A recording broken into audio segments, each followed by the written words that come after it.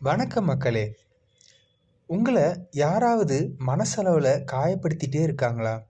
அவங்கள மன்னிக்கவும் முடியாமல், அவங்க ஏற்படுத்திய காயத்தையும் துரோகத்தையும் மறக்கவும் முடியாமல் உங்கள் மனசில் நீங்கள் கஷ்டத்தை அனுபவிச்சுட்டு இருக்கீங்களா?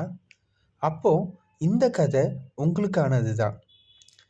இந்த கதைக்குள்ளாக போவதுக்கு முன்னக்கூட்டி இந்த கதையை பற்றிய ஒரு சின்ன முன்னோட்டத்தை நம்ம இப்போ பார்க்கலாம்.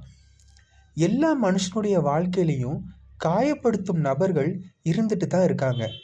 அவங்க நம்மளை காயப்படுத்துறது வழக்கமாகவே வச்சுருக்காங்க. ஆனால் நம்மளை காயப்படுத்தின பிறகு நம்மக்கிட்ட வந்து அவங்க நான் பண்ணது தப்பு தான், என்னை மன்னிச்சிடு அப்படின்னு நம்மக்கிட்ட மன்னிப்பு கேட்பாங்க. ஒரு சிலர் நம்மளை மேலும் காயப்படுத்திகிட்டே இருப்பாங்க. ஆனால் நம்மளால் அவங்கள மன்னிக்கவும் முடியாமல் கஷ்டப்பட்டுட்டு இருப்போம். காரணம் அவங்க நமக்கு ஏற்படுத்திய காயங்கள் தான். நம்ம கடைசி வரைக்கும் அவங்க ஏற்படுத்திய காயத்தினாலே அவங்க மேலே கோபத்தோடையும் வருத்தத்தோடையும் இருக்கும். இதனால் நம்ம மனசு அமைதி இல்லாமல் இருக்கும். இந்த உணர்வை விட்டுட்டு நம்ம மனசை அமைதியான நிலைக்கு கொண்டுட்டு வாங்க. இந்த கதை நோக்கம் மன்னிப்பின் மகத்துவம். இதுதான் இந்த கதையோடைய தலைப்பு. நம்ம வாழ்க்கை ஒரு பயணம். இந்த பயணத்தில் நான் எப்படி கோபத்தையும் வேதனையும் விட்டுவிட்டு நம் மனதை அமைதியாக வைத்து கொண்டு நம் வாழ்க்கையை வாழ வேண்டும் என்று கற்றுக் கொடுக்கிறது. சரி வாங்க இப்போ கதைக்குள்ளாக போகலாம். புத்தர் வாழ்ந்த காலத்தில் அவருடைய சீடர்கள் எல்லாரையும் கூட்டிக் கொண்டு ஊர் ஊராக சென்று நல்வழிகளை மக்களுக்கு உபதேசித்தார். இப்படித்தான் அவர் ஒரு நாள் மக்களுக்கு உபதேசங்களை வழங்கி கொண்டிருக்கும் போது முத்து என்ற 27 வயது மதிக்கத்தக்க இளைஞன் ஒருவன் அவனிடம் கோபமாக வந்து நின்றான். அப்போது முத்து புத்தரை கோபமாக பார்த்து, பகவானே, என் நண்பன் ஒருத்தன் எப்பவும் காயப்படுத்தி கொண்டே இருக்கான். என்னை ரொம்ப அவமானமாக பேசுகிறான். நான் எப்படி அவனை மன்னிச்சு மறுபடியும் என் நண்பனை ஏற்றுக்க முடியும்? நீங்களே சொல்லுங்களேன் என்று புத்தரிடம் கோபமாக கேட்டான். அதற்கு புத்தர் அவனை பார்த்து மெதுவாக சிரித்தார். பிறகு அவனிடம் அவர் கூறினார், மகனே, மன்னிப்பு என்பது பிறருக்காக அல்ல, அது உன் மனதிற்கான விடுதலை என்று கூறினார். இந்த வார்த்தையை கேட்ட அவனுக்கு ஒன்றுமே புரியல.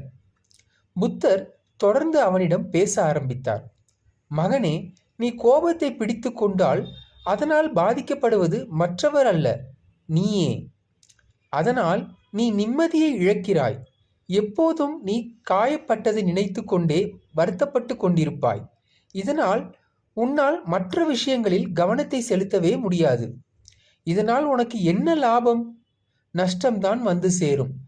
மன்னிப்பது பலவீனம் அல்ல, அது உன் மனதிற்கான மிகப்பெரிய விடுதலை. நீ ஒருவரை மன்னித்து விட்டால் அவர்களால் ஏற்பட்ட காயமும் உனக்கு மறந்துவிடும். நீ உன்னை இலக்கை நோக்கி ஓட அது உனக்கு உதவும் என்றார். மகனே முத்து, நான் உனக்கு ஒரு உண்மை சம்பவத்தை கூறுகிறேன். அதை நிதானமாக என் அருகில் அமர்ந்து கேள் என்று புத்தர் அவனை தன் அருகில் அமர வைத்தார். பிறகு அவர் அந்த கதையை கூற ஆரம்பித்தார். ஒரு அழகிய நகரத்தில் சிவா மற்றும் சேது என்ற 2 நண்பர்கள் வாழ்ந்து வந்தார்கள். இவங்க 2 பேரும் சின்ன வயசுல இருந்தே நண்பர்கள். ஒன்னாதான் 2 பேரும் ஸ்கூல் போவாங்க, விளையாட போவாங்க. இப்படியே இவங்க வளர்ந்து வந்தாங்க. 2 பேரும் இளைஞரா ஆன பிறகு ஒரு முடிவு பண்ணாங்க.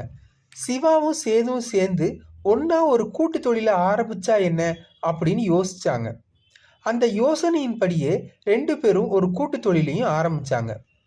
தொழில்ல நல்ல லாபம் மற்றும் முன்னேற்றத்தை அடைஞ்சாங்க. சிவா அவன் கடைக்கு வர்ற வாடிக்கையாளர்கள்கிட்ட ரொம்ப கனிவாக பேசுவான்.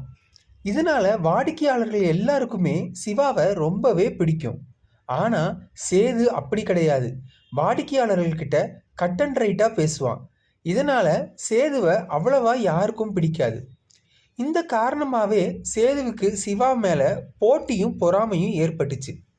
இதனால ஒரு நாள் சேது என்ன பண்ணானா, சிவாவுக்கு தெரியாம மொத்த பணத்தையும் எடுத்துட்டு ஊரை விட்டே ஓடிட்டான்.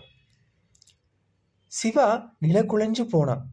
நம்ம உயிருக்கு உயிரா சின்ன வயசுலேருந்து பழகிய நண்பன் சேது நம்மளை இப்படி ஏமாத்திட்டானே, பணத்தெல்லாம் எடுத்துட்டு சொல்லாம கொள்ளாம ஓடிட்டானே அப்படின்னு மன உளைச்சல் அடைஞ்சு மிகவும் வேதனைப்பட்டான். தன் நண்பன் நம்மை ஏமாற்றி விட்டானே என்பதை எண்ணி அவன் மனசு ஃபுல்லா சேதுவை பழிவாங்க வேண்டும் என்ற எண்ணமே நிரம்பி இருந்துச்சு. இதனால சிவாவால சரியாக சாப்பிட முடியல, தூங்க முடியல, யார்கிட்டையும் மனசு விட்டு கூட பேச முடியல. அவனுடைய தொழிலையும் கவனத்தை செலுத்த முடியல. சிவாவை ஏமாத்திட்டு போன சேது இப்போ ரொம்ப சந்தோஷமா இருக்கானே அப்படிங்கிற விஷயம் சிவாவுக்கு தெரிஞ்சிச்சு. எப்படியாவது அவனை பழி வாங்கணும் எண்ணம் மட்டும்தான் சிவாவுக்கு மனசுல ஃபுல்லா நிறைஞ்சிருந்துச்சு. கதையை நிப்பாட்டிய புத்தர் முத்துவிடம் கேட்டார், முத்து, நீ தினமும் கொஞ்சம் கொஞ்சமா விஷம் சாப்பிட்டனா யார் இறப்பா அப்படின்னு சிவா கிட்ட புத்தர் கேட்டார். அதுக்கு சிவா சொன்னா, தினமும் நான் விஷத்தை குடிச்சனா நான் தான் இறப்பேன் என்று கூறினான். இப்போ அந்த விஷம்தான் கோபம். நீ ஒருவரை வெறுத்து கொண்டே இருந்தால் அந்த வலியையும் வேதனையும் அனுபவிப்பவன் நீ மட்டும்தான் என்று கூறினார். மன்னிப்பு என்பது பிறர் செய்யும் தவறை சரி என்று சொல்லும் அர்த்தமல்ல. அதே போல மன்னிப்பு அவர்களை மறப்பதும் அல்ல. மன்னிப்பு என்பது அவர்களால் ஏற்பட்ட வலி இனி என்னை ஆளவிட மாட்டேன் என்று உன் மனதில் நீ தீர்மானிப்பதே ஆகும். புத்தர் முத்துவிடம் கூறினார், மகனே, நீ உன்னை காயப்படுத்திய அந்த நபரை நினைத்து தினமும் உன் மனதில் உனக்கு நீயே கூறிக்கொள், நான் உன்னை மன்னிக்கிறேன் என்று. முதல் நாளில் கஷ்டமாகத்தான் இருக்கும். 2ஆம் நாளில் அதிக கோபம் வரும். 3ஆம் நாளில் உன்னையே அறியாமலே உன் கண்களிலிருந்து கண்ணீரும் வரும். 1 வாரம் கழித்து உன் மனம் லேசாகும். ஒரு சில மாதங்கள் கழித்து நீ சிரிக்கத் தொடங்குவாய். அவன் செய்ததை மறந்து உன் வாழ்க்கையை நோக்கி ஓடத் தொடங்குவாய். இங்கு அதிகமானோர் மன்னிப்பு நம்மை பலவீனமாக்கும் என்று எண்ணிக்கொண்டிருக்கிறார்கள். ஆனால் மன்னிப்பு உன்னை வல்லமை மிக்கவனாகவும் வலிமையானவனாகவும் மாற்றும்.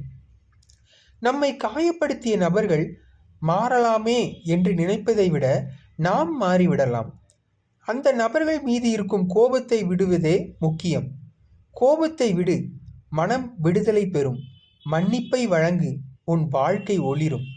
மன்னிப்பு என்பது ஆற்றல், வலிமை மற்றும் அமைதியின் அடையாளம் என்றார் புத்தர். இந்த கதையின் மூலம் நாம் என்ன தெரிந்து கொள்ள வேண்டும் என்பதை நாம் இப்பொழுது பார்க்கலாம். மற்றவர்களை மன்னிப்பதன் மூலம் நம் மனதை துயரத்திலிருந்து விடுகிறோம். மனதில் அமைதி, வாழ்க்கையில் சந்தோஷம், இதுவே மன்னிப்பின் உண்மையான மகத்துவம். உலகில் நம்மை காயப்படுத்தும் மனிதர்கள் எப்போதும் இருந்து கொண்டுதான் இருப்பார்கள்.